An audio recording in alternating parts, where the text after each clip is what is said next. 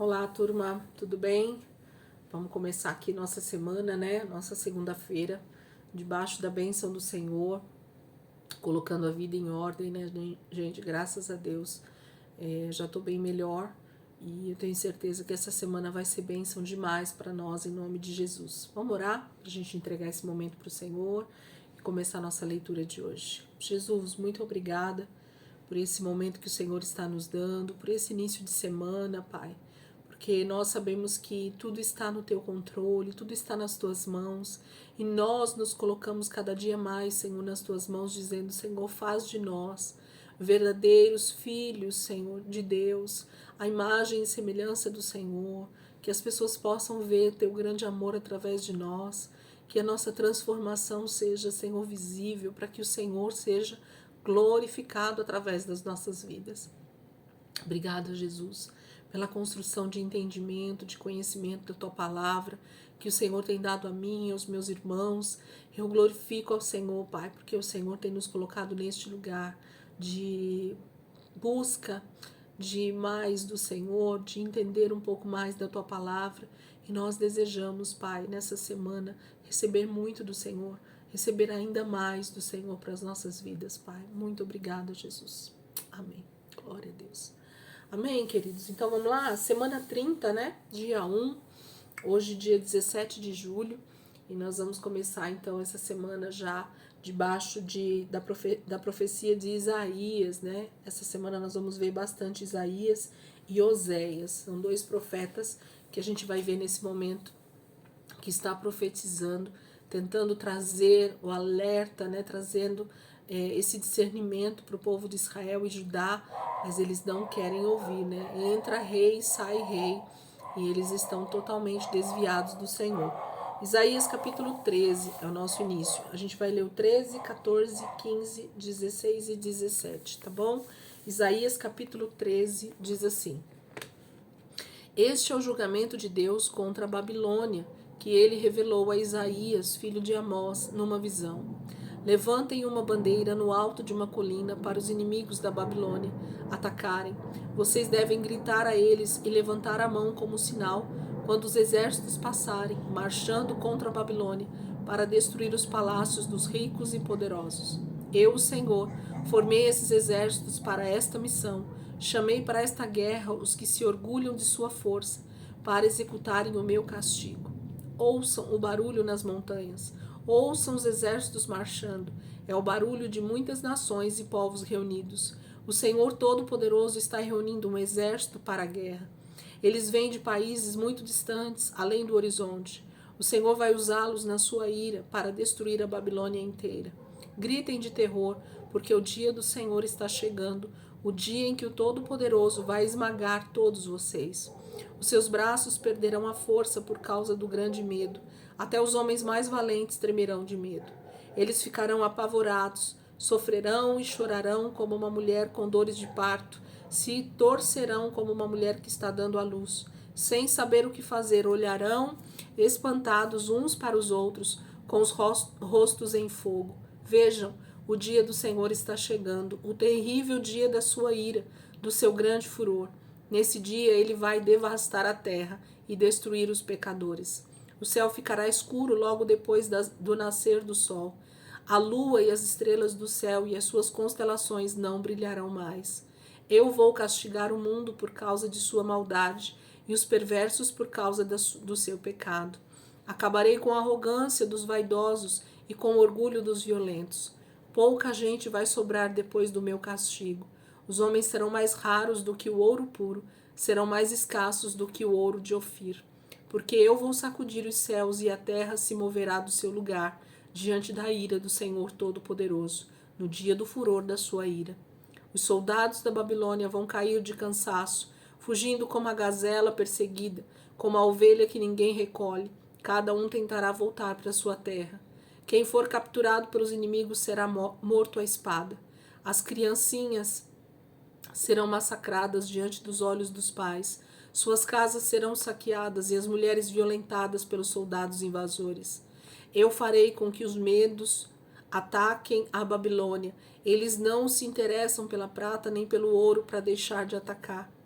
Suas flechas matarão os jovens, e eles não terão piedade dos bebês, nem olharão com compaixão para as crianças. Assim, a Babilônia, o mais glorioso dos reinos, o esplendor do orgulho dos caldeus, será completamente destruída por Deus, à semelhança de Sodoma e Gomorra. A Babilônia nunca mais voltará a existir. Passarão gerações e ninguém virá morar ali. Os viajantes não acamparão ali, e os pastores não passarão a noite com suas ovelhas naquele lugar. Os animais selvagens é que vão morar nas ruínas da Babilônia. As casas ficarão cheias de corujas e de avestruzes, e bodes selvagens saltarão entre as ruínas. Hienas uivarão em suas fortalezas, e os cachorros do mato farão suas tocas nos luxuosos palácios. Em breve vai chegar o dia do castigo da Babilônia. Logo o seu destino vai se cumprir. Então, o capítulo 13 dá uma visão a Isaías a respeito da Babilônia. Então, a Babilônia tem a sua sentença dada aqui pelo Senhor através de Isaías como um alerta daquilo que Deus irá fazer, né? Ainda que ela seja o mais esplendoroso do seu tempo, o Senhor virá com o seu furor e com a sua ira por conta da desobediência, por conta da maneira com que eles se acharam poderosos e tudo mais. Então, capítulo 13 fala sobre uma sentença para a Babilônia. Em visão, Isaías tem essa sentença. Lembrando, gente, que a gente fala de profecias que já se cumpriram, mas não plenamente. Nós temos a maioria das profecias do Antigo Testamento com seu cumprimento total e pleno somente na volta de Jesus. Então, boa parte dessas profecias já se cumpriram, mas não plenamente, tá? Então, muito disso o Senhor estava profetizando para aquele tempo, mas muito mais, em maior intensidade, no final dos tempos com a volta de Jesus, ok? Capítulo 14. Isso tudo vai acontecer porque o Senhor ainda tem muita compaixão de Jacó e escolherá Israel para ser o seu povo. Ele os trará de volta para morar em Israel. Muitas pessoas de outros povos se ajuntarão a eles e farão parte da sua descendência. As outras nações do mundo os levarão de volta à sua terra. Os que foram morar com eles em Israel serão os teus servos e servas. As nações que antes haviam escravizado os israelitas serão escravizadas por eles e dominarão aqueles que antes os dominavam. Naquele dia em que o Senhor der descanso ao seu povo da tristeza e do medo, do sofrimento e da escravidão, vocês vão zombar do rei da Babilônia, dizendo: sua hora chegou, opressor, o seu grande poder acabou. O Senhor destruiu o seu perverso poder, quebrou o seu governo cheio de maldade. Você destruiu muitas nações com seus terríveis ataques. Você perseguiu o meu povo cheio de ódio. Você dominou os povos com a terrível violência. Mas agora toda a terra descansa em paz e tranquilidade. Todos irrompem de alegria. Até as árvores das florestas, os ciprestes e os cedros do Líbano cantam de alegria. Acabou o poder do rei da Babilônia. De agora em diante ninguém vai nos derrubar. Todos os habitantes das profundezas do Sheol se movimentaram para assistir à sua chegada. Reis e príncipes da terra, mortos há muito tempo, lá estão para recebê-lo. A uma só voz, todos eles lhe dirão: agora você é tão fraco quanto nós, e tornou-se como um de nós. A sua soberba foi lançada na sepultura, junto com o som das suas harpas. Sua cama é de larva e o seu lençol de vermes. Como você caiu do céu, ó estrela da manhã, filho da alvorada, você que atacava e conquistava outras nações, foi arrancado do seu lugar e jogado por terra. E isso aconteceu porque você dizia no seu coração: eu vou subir bem alto nos céus, erguerei o meu trono acima das estrelas de Deus, dominarei todos os anjos, sentado no trono mais importante. Eu serei a figura principal no Monte Sião, ao norte. Subirei até o último céu e serei igual ao Altíssimo. Mas você vai ser jogado violentamente nas profundezas do Sheol, no mais profundo abismo. Lá, quem olhar para você perguntará olhando espantado: é esse o homem que fazia tremer a terra e abalava os reinos, que transformou o mundo num deserto e destruiu as grandes cidades e não deixava que seus prisioneiros voltassem para casa? Os reis de outras nações foram enterrados em suas próprias sepulturas com muita honra, mas o seu corpo é tirado e jogado fora como uma planta morta, como as roupas dos mortos que foram feridos à espada, como os que descem as pedras da cova, como um cadáver pisoteado. Você não terá uma bela sepultura como os outros reis, porque destruiu sua nação e matou o seu povo. Seus filhos e netos não serão reis como você.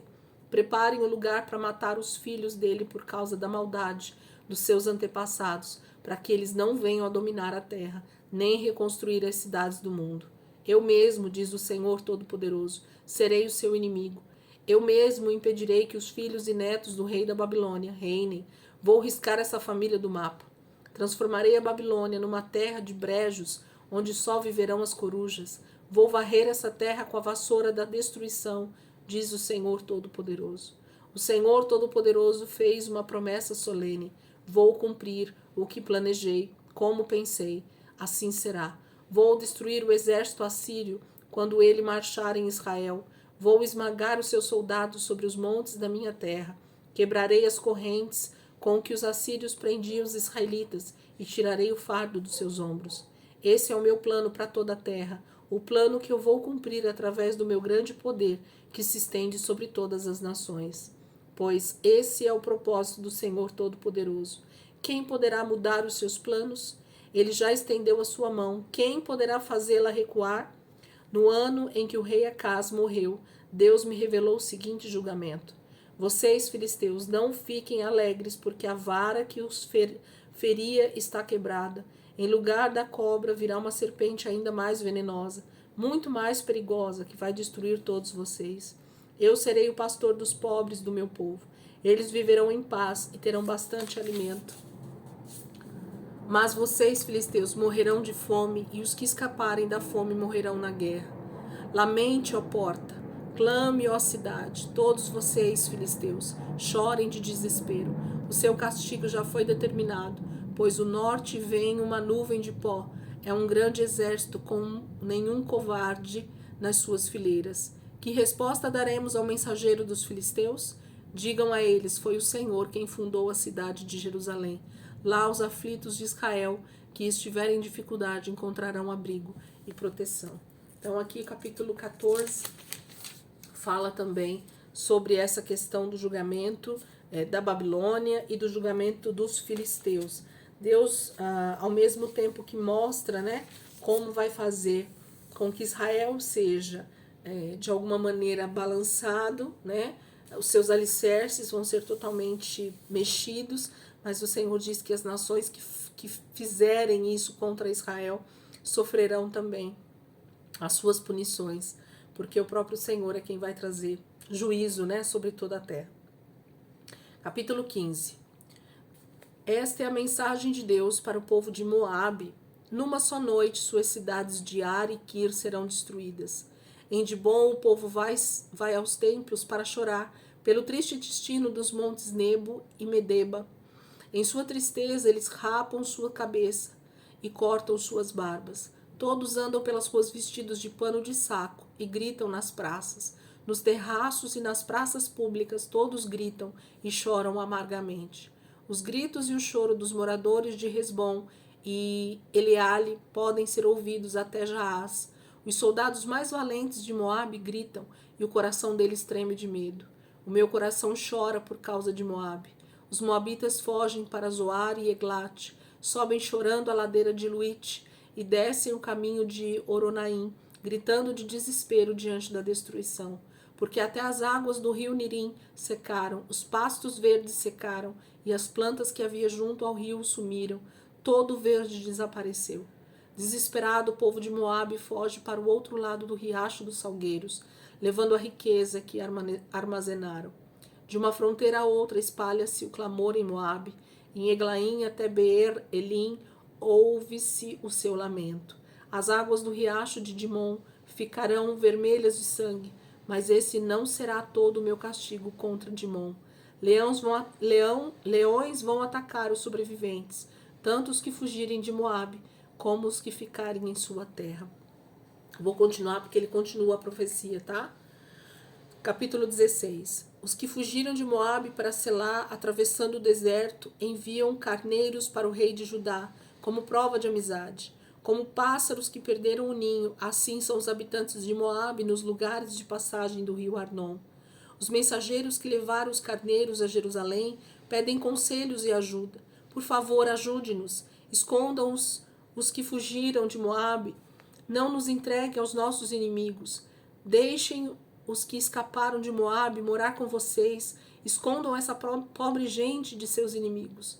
Quando terminar a perseguição e o opressor tiver saído do país e essa destruição acabar, então um descendente de Davi será rei.